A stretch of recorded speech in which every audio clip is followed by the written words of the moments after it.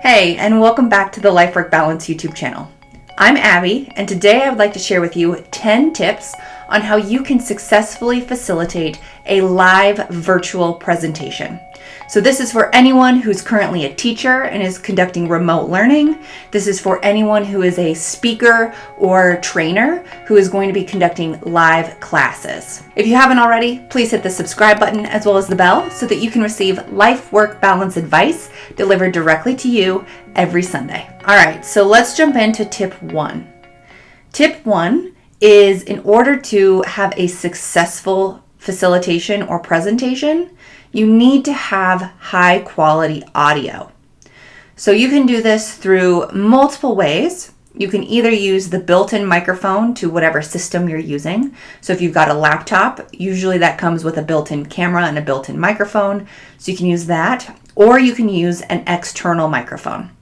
I prefer an external microphone. I use a Blue Yeti, and I'll link to that in the description below in case you are interested in purchasing one for yourself. I use my Blue Yeti not only for my YouTube videos that are pre-recorded, but I also use it for live facilitation. They can get quite expensive, so you don't need to get anything fancy. Mine is actually refurbished. I got it off of Amazon. But there are some people who may prefer to get a microphone that clips to their shirt or their blouse or their jacket for higher quality audio. Or you can use the built-in microphone in headphones, whether they're wireless headphones or wired headphones.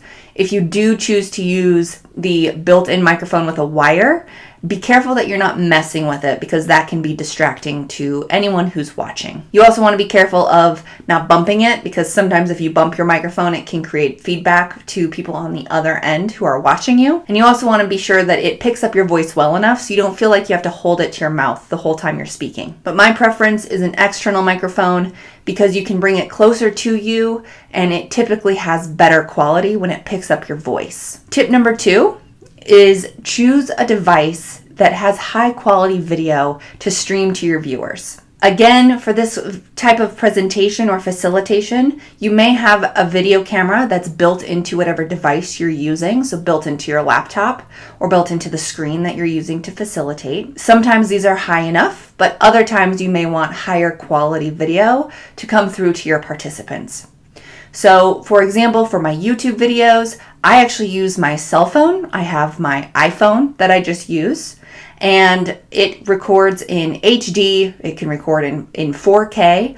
And so if I knew that I was facilitating and needed a high quality video to be streaming to my viewers, then I may use my phone rather than a computer. You can choose to have this camera that's built in, or you can have an external camera. You can probably purchase one of these off of Amazon or Best Buy. Any retailer that has electronics likely has external cameras that may even have an external microphone built into them. Tip number 3, lighting.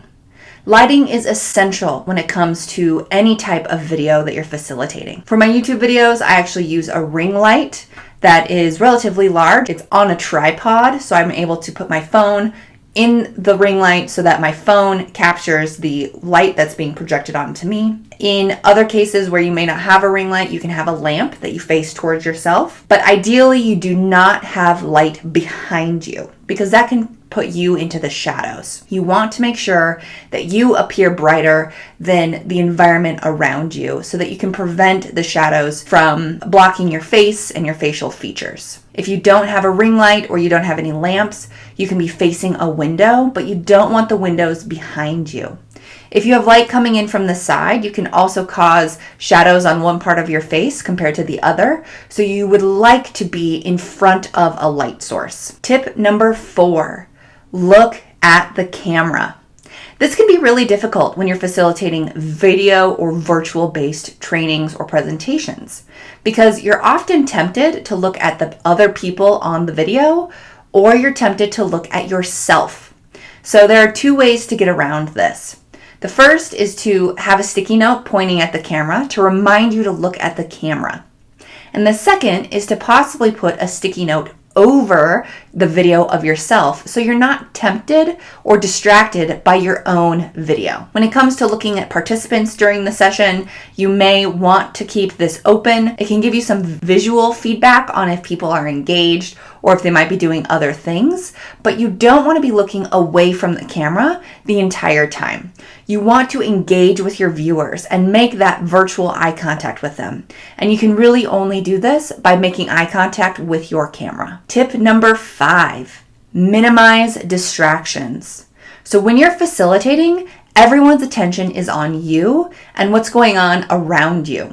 So you want to minimize the noise distractions. So this is letting other people in your household or in your office building know that you are facilitating and you would appreciate a more toned down or quiet environment. This is also knowing that you may have some loud pets, like birds squawking in the background or dogs barking in the background. So if you know that this might be the case, put them in a different room or ask someone in your household to take them out for a walk or keep them entertained during your facilitation or presentation. You also want to minimize distractions behind you.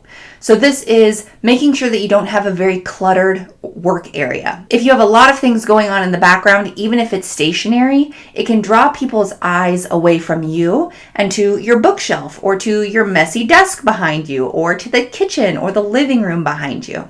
So you want to make sure that you have minimized visual distractions.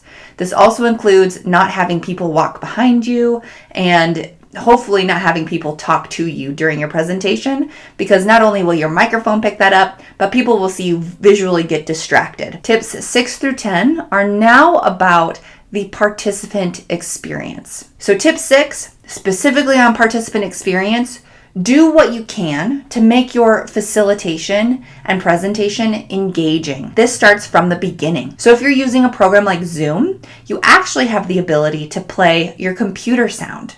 So what I recommend doing is before your presentation starts, that you do 2 things. 1, that you set up your background music to play. So turn off all other notifications or sounds that could come through your computer. So turn off your email notifications, turn off your phone notifications if those come through your computer, turn off any other notification sounds that might come through your computer, and play a safe for work playlist. So make sure you don't have any explicit language and that the actual words that are in the songs that you might be playing are work appropriate. So play background music. And also have slides either rotating at the beginning to let people know what the agenda is, maybe how they can troubleshoot on their own if they're having audio or video issues, or have a welcome slide so that when people enter the virtual room before you're ready to facilitate, that they aren't just sitting in silence wondering when this is going to get started.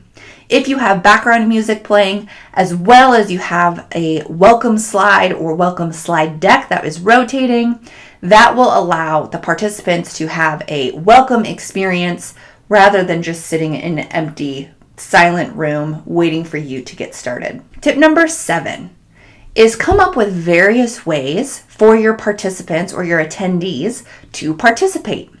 Now, programs like Zoom and WebEx have very similar participation options. So I recommend enabling the chat function so participants can not only chat with everyone in the room, but also maybe amongst themselves. Enable nonverbal responses. So these are the things like a green check mark to indicate agreement and a red X to indicate disagreement. I know that both Zoom and WebEx have options to indicate for people to go faster or slower, or raise hands if there are any questions.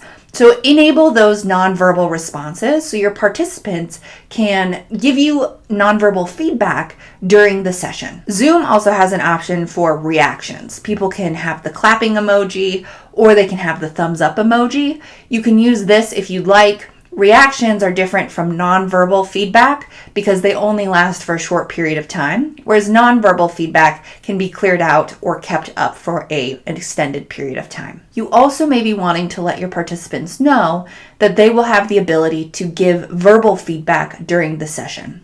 So you can either unmute and mute participants if you use a function like WebEx, or you can make sure that people have the ability to mute and unmute themselves if you use something like Zoom, so that you can get some verbal feedback from participants during your session rather than you just talking at them the whole time. Tip number 8 is to request that people turn on their video. It's really easy, especially in the virtual days, to join a seminar or join a training or a class and have your video off and do other things during that session. So if you're wanting engagement and participation, request that people turn on their videos so that you can watch their nonverbal feedback and their nonverbal behavior. It's relatively obvious to tell if people are doing other things during your session when video is turned on. So if they have the ability, request that they turn their video on so that you can see them smiling if you make a joke or nodding to ensure that they have understanding of the concepts you're presenting. Tip number 9 is to change up how and what you present. So there are various ways for you to present information. I typically prefer PowerPoint, but PowerPoint and lecture-based information can get boring relatively quick. So you want to make sure you change it up. Make sure you include things like videos so that you can play videos during the session. You also want to include small and large group discussions. So with platforms like WebEx Training as well as Zoom, those both allow for breakout sessions so that you can have small group discussions that make the learning process a little bit more interactive. I prefer Zoom over WebEx for breakout sessions because Zoom does allow participants to turn on their video to see each other during these small group sessions. WebEx Training only allows audio participation. When it comes to the big group discussions, having people both have their video on and then also the ability to mute and unmute themselves creates a larger learning experience for the group as a whole. Tip number 10. If you're going to be facilitating for more than an hour, I highly recommend incorporating breaks into your session. Now, I've been in a couple of sessions where they've been half-day sessions and we've been given 5-minute breaks. 5-minute breaks are just not long enough. So you want to give participants 10 to 15 minutes. This gives them a chance to go to the bathroom, to let their dog out if they need to grab a snack, or to check their email. If we give people 5-minute breaks, they usually can do one of those things, but not more than one of those things. So it also gives them a chance to stand up, move around, stretch, and take care of themselves, which is really important when we're sitting all day in front of our screens. So I highly recommend incorporating 10 to 15-minute breaks into your sessions if you're going to be holding sessions that are more than an hour long. I also recommend playing music during your breaks, so that way people know when you've started back up. When the music starts to go away or the music has stopped, you're back to facilitating. I typically don't like to give time-based breaks, so I don't like to say, okay, be back here at 10:15, because some people's phones or watches may be fast or slow compared to yours that you're using. So I ask people to set themselves a timer. If we're going to be taking a 10-minute break, set yourself a timer for 9 minutes so that you can use that last minute to get seated and back ready to go for the next part of our training or session. If you don't have time for a 10 or 15-minute break, take a stretch break.